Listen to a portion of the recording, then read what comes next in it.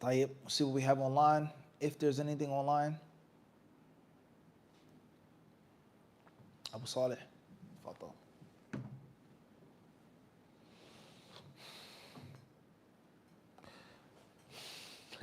Hey, Brody Jew. MashaAllah. طيب. First question is coming from the UK, from London. Anwar Ali.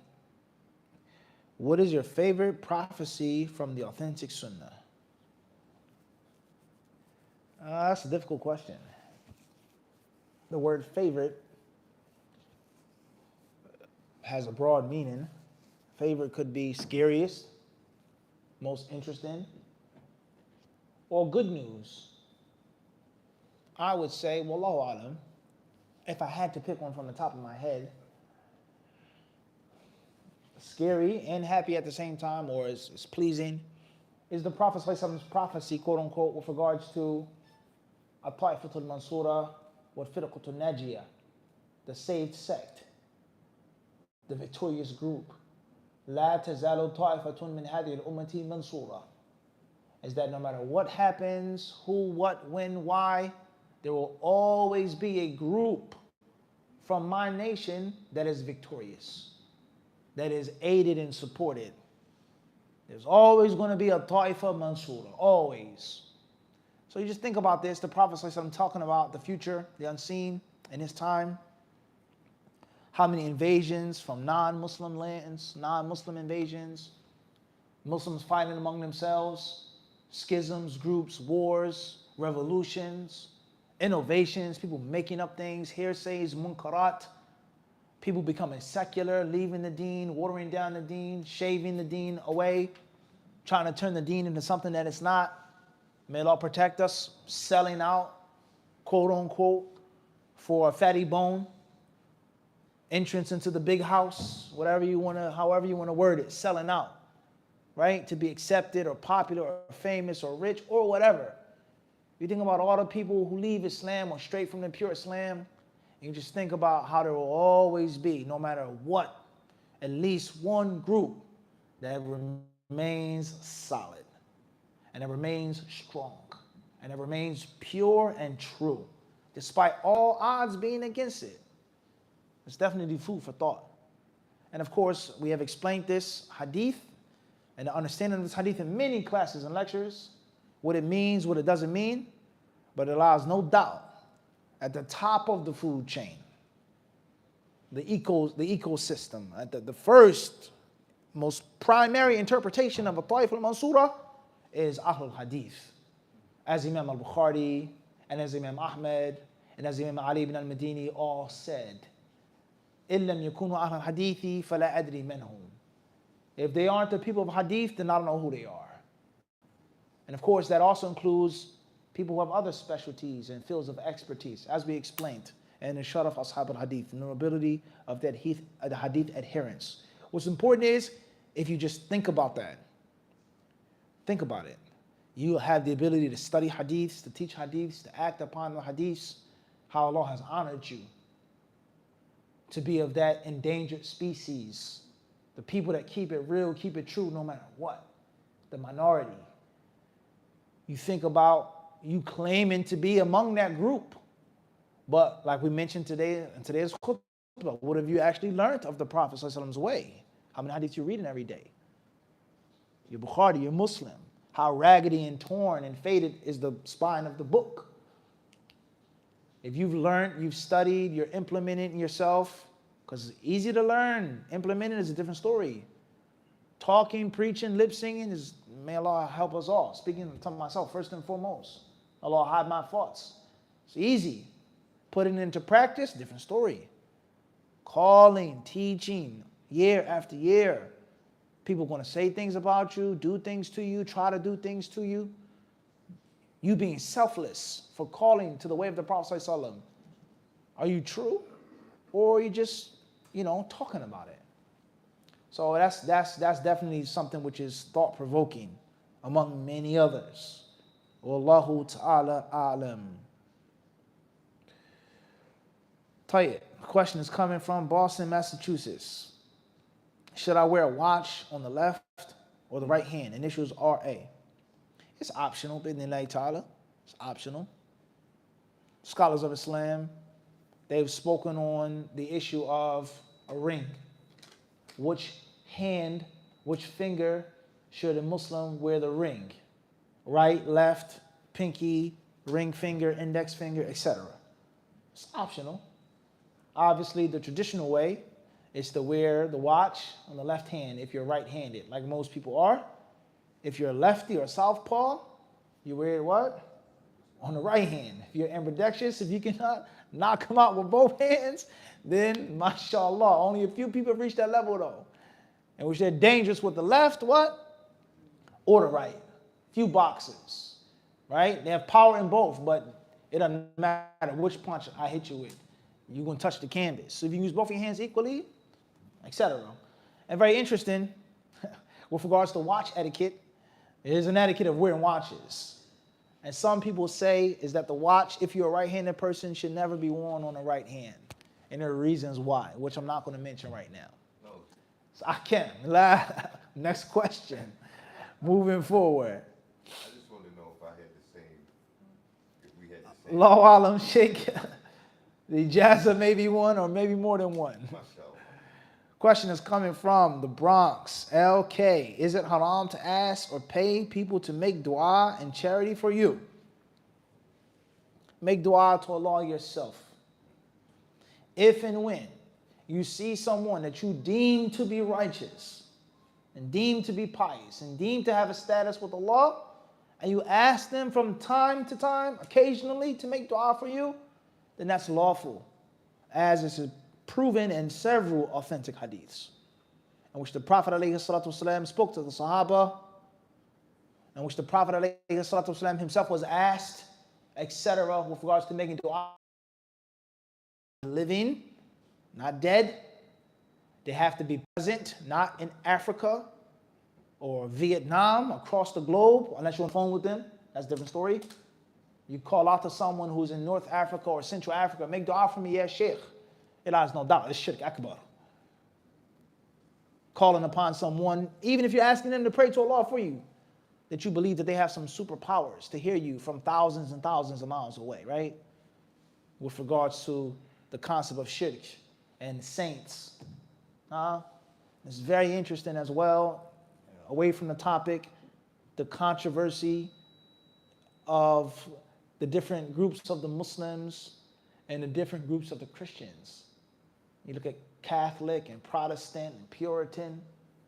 Very interesting connection. And the concept of saints, calling on saints, making vows to saints, offering worship to saints, and what those other denominations of Christians say about them. And what those Christians say about those other denominations is very interesting. And then you come within Islam and you find people, unfortunately, PhD holders and others, arguing and fighting and different over the position. Is it shirk or not? Can you call on the dead or not? Can you invoke someone in the grave or not? Sad, sad, sad state of affairs of the Muslims today. Allahumma musta'an. We have to have a scholastic debate. Should we, can we, is it okay for me to invoke someone that can't come out the grave and help his own bereft family to do this for me and to do that for me? That's long discussion. And the one who calls the people to La ilaha illallah Muhammad Rasulullah, ask Allah alone, beg Allah alone, slaughter for Allah alone, make vows to Allah alone, don't make tawaf around anyone's grave. That person is called a derogatory name and term. That right there should show you the state of the ummah. Right? But that's neither here what nor there. What's important is the person has to be alive, and the person has to be present, and they have to be someone who can hear. Anything supernatural or paranormal that you're asking them to pray to Allah for you, then that is shirk and Allah's rububiyyah. You believe that there's a human being that has supernatural, paranormal, special powers in the universe, similar, equal, unfortunately, some people may believe greater than Allah. You're drowning your ship and you call out to Saint Fulan and Fulan and Fulan. And there lies no doubt, the mushriks back in the day, when their ships were about to drown or be swallowed by the ocean, they called upon who? Lat, Uzza, Manat, Hubal. They called upon Allah, and they were mushrikun. And they knew that those false, fake, phony gods and goddesses and idols were powerless. And you read or you hear different stories of Muslims making hajj from Egypt or this country and that country, and they're about to be shipwrecked. The ship is tumbling and being tossed in the sea. They think they're about to die, and all you hear on the boat is, Ya Jilani, Ya Abdul Qadir, Ya Hussein, Ya Hassan. And not one of them is saying, Ya Allah. All right, that's food for thought, right? With regards to the controversy people have, this one, that one, Wahhabi, Ibn Abdul Wahhab, blah, blah, blah, blah, blah, blah, blah. But how the mushriks were and how the people are today, calling on people that are dead, that are thousands of miles away, thinking, feeling, and believing that they have some power to hear your dua and take it to Allah. Right? May Allah help us and guide each and every one of us. So therefore, make dua yourself. If you see someone that you believe to be righteous, you ask them to pray for you, la bas, with those conditions. Under any circumstance, should you pay someone to pray for you? There are no indulgences in Islam, and that's another concept of Catholicism, the Pope, people buying their way to paradise, not by sadaqah, but purchasing forgiveness. That's a huge problem, right? Wallahu ta'ala a'lam.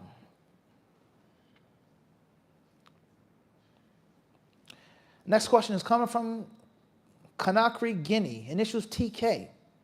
Assalamu alaikum wa rahmatullahi wa barakatuh.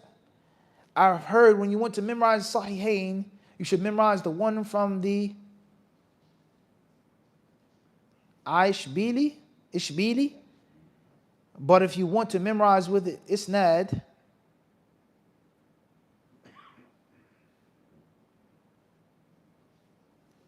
I don't see the rest of the question.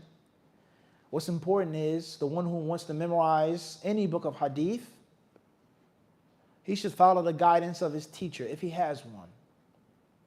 If you don't have a teacher, a specific instructor telling you which version to stick to, then you stick with that which is in your hands, that which is in circulation.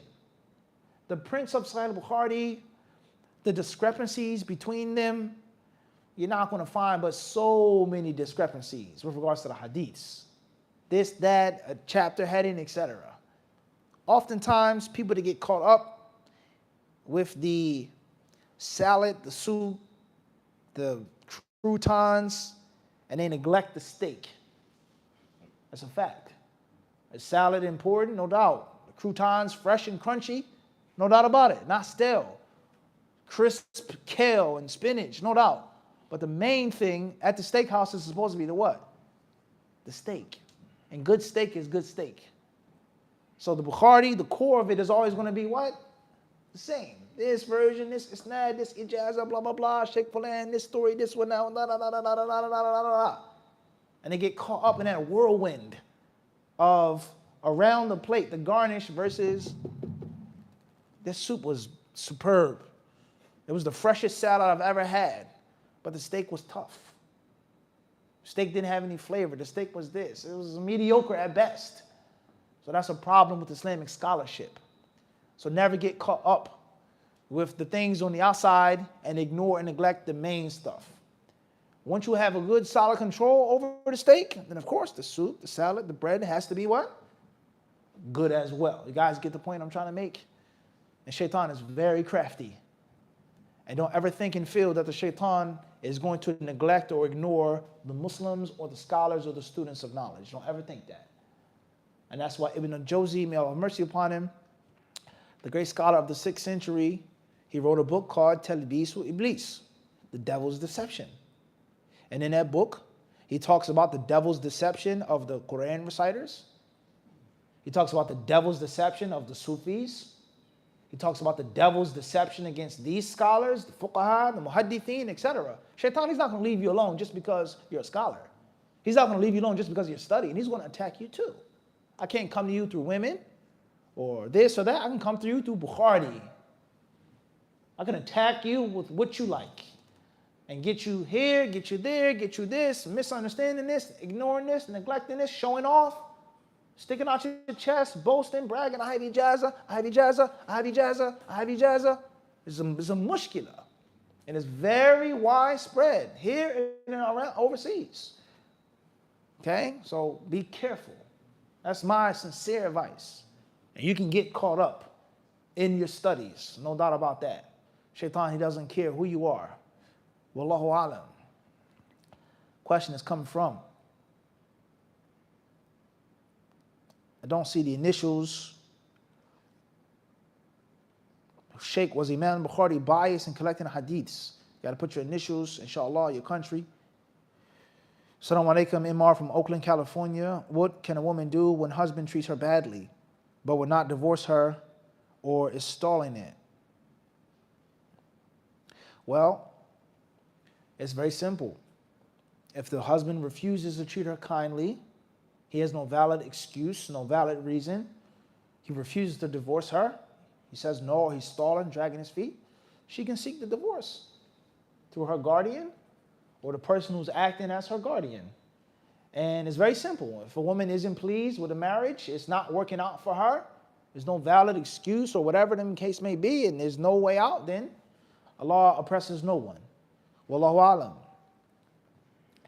Please, guys, no forumism in the Q&A. It is not a forum. There's no need to say anything in the defense of Imam al-Bukhari.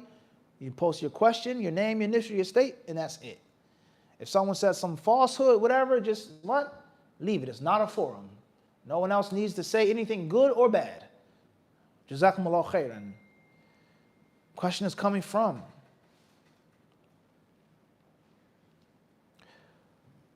Newark, New Jersey. Assalamu alaikum. Initials J.A. I made hijrah, then returned.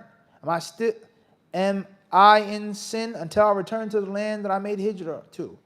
Alaikum salam wa rahmatullah. It depends on the reason why you came back. If you have a valid reason, a valid excuse, that's a different story. Wallahu alam. A.S. from Harlem, New York. Is getting a hairline haram or makruh? I don't know exactly what that means. A hair implant, or I don't know what's meant by that.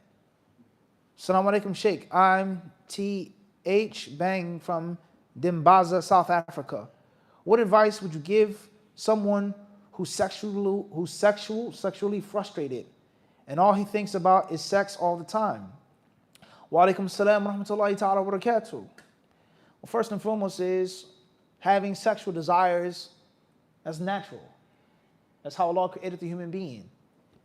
And just like people have different levels of height, weight, knowledge, strength, cleverness, quickness, speed, etc., then there are going to be people who have different levels of sexuality, sexual appetite. So if you feel that you have a hyper or strong sex drive, that's not necessarily a blameworthy thing. That's not necessarily a bad thing. That's how Allah made you. So it's your job to try your best to seek Allah's help, to control it, to make sure that it's within the boundaries of the deen, and that you fight it, and that you feed it in a lawful manner. Listen carefully to all of those selected words, because somebody may just say fight it, jihad the nafs, control it, and then that's it. La. You have to feed it as well. It's a natural thing, right? So one scholar, he was eating, he was being served food, and he was eating a lot.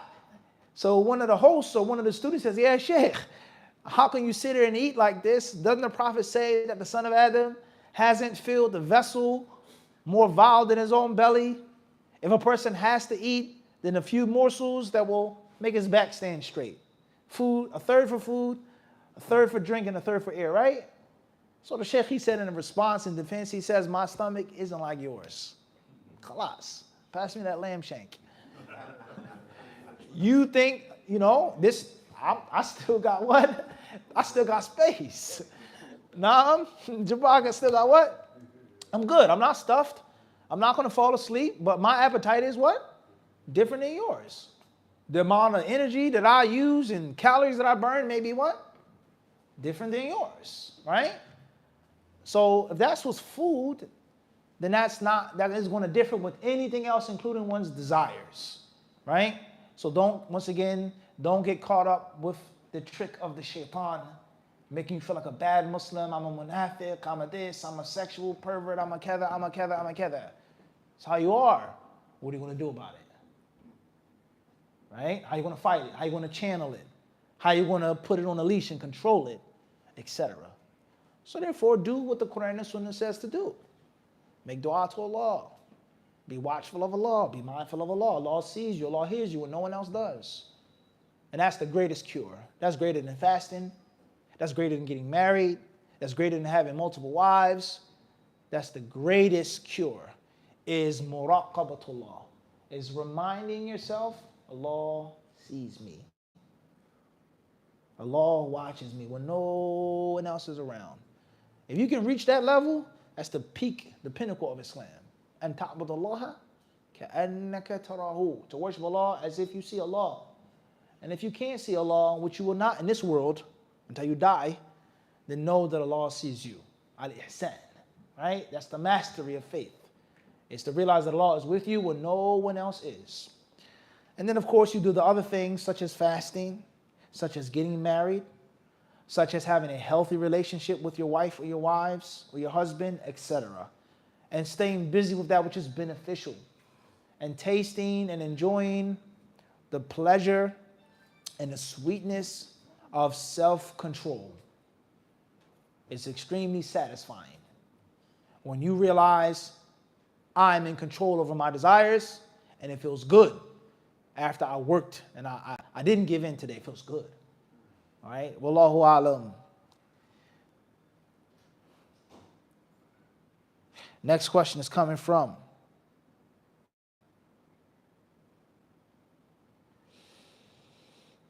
initials AM from Phoenix, Arizona. What does the hadith about the fingers of Allah flipping the heart of the believer mean? Does the word literally mean turn? If not, why is it invalid to interpret fingers metaphorically? That hadith, among many, many, many other hadith, rather, this is an extremely important principle, many ayat. Because many Muslims and non-Muslims alike, when they come across a problematic hadith or a hadith that makes them uncomfortable or whatever, they try to marginalize it just in the hadiths. Perfect example of this. There are Muslims who say that Imam Malik rahimahullah ta'ala disliked the mentioning of hadiths pertaining to Allah's attributes and qualities. He didn't mention it in front of the general Muslims. Whether that's authentic or not, Allahu alam, what's important is that's what's said. Imam Malik, he wouldn't mention a hadith of sifat like this and like that. Obviously, Imam Malik, with all love and respect, is not the messenger of Allah. The messenger of Allah mentioned those hadiths. And imams before Imam Malik did what? Mention those hadiths. And imams during Imam Malik's time and after him did what? Mention those hadiths. That's for argument's sake. But, no problem. So this hadith that talks about this attribute of Allah, this quality of Allah, etc., etc., etc., etc., no problem. Well, what do you do, and what will you do about the verses in the Quran that talk about Allah's attributes and qualities? When Taraweeh comes, we're not going to recite them. We're not going to explain the Quran to the people, give tafsir. We're just going to skip that verse because those hadiths are problems. And there's no different when it comes to marriage, when it comes to jihad. This hadith talks about jihad. Don't explain it. Don't mention it. Okay, what about the Quran, akhi? What you going to do? Don't read Surah Tawbah, Surah Baqarah, Surah An-Nisa, Surah Al-Fat, Surah Muhammad. Don't read إِذَا جَاءَ نَصْرُ اللَّهِ وَالْفَتْحُ وَالْعَادِيَاتِ ضَبْحًا. Allah swears by the horses that snort and neigh, and their hooves hit the ground so fast and so violently it makes sparks. What is Allah talking about? The horses that are being rode for fun? The horses are being rode for a pony show? Allah is talking about what? Raiding. Mughirati subha. Attacking at dawn, at morning. Allah swearing by those horses being used for the cause of what? Allah. You get the point I'm trying to make? So if you find a problem in a hadith or something that makes you uneasy about a hadith, you're going to find what? So therefore, don't mention the hadith, and also don't mention those ayat. So many people, regardless whether it's this the correct interpretation or not, The mistake that I'm warning from is they try to make it seem like it's only a hadith problem. Get the point I'm trying to make? This hadith talks about beating your wife. Don't mention it. Don't quote it. Don't translate the book. You can't even mention it. With or without the proper interpretation. Well, the verses. This hadith promotes hatred and such and such and such. Well, Allah talks about slavery in the what? The Quran. How many verses in the Meccan period? From that with your right hand's what? So where are you going to go? You're just going to spin around in circles and circles and circles until you embrace the truth. Everyone understand this? So therefore, that hadith about the Prophet saying about the fingers of Ar-Rahman is like any other hadith or ayah. We understood it, and we understand it in the manner that Allah wants us to understand it, and the interpretation that Allah and His Messenger wants us to understand. And if it meant something else, if it was to be metaphorically understood, if it was impossible, if it was outwardly kufr, if it was anthropomorphism, etc., then tell me, why didn't the Prophet ﷺ tell us that and explain that? When the Prophet recited the verses from Surah An-Nisa, Inna Allaha kana sami'an basira. Allah hears all and sees all. What did He do? Did He say it was metaphorically, metaphysical? He took His fingers and He placed His fingers where? On His eye and on His ear.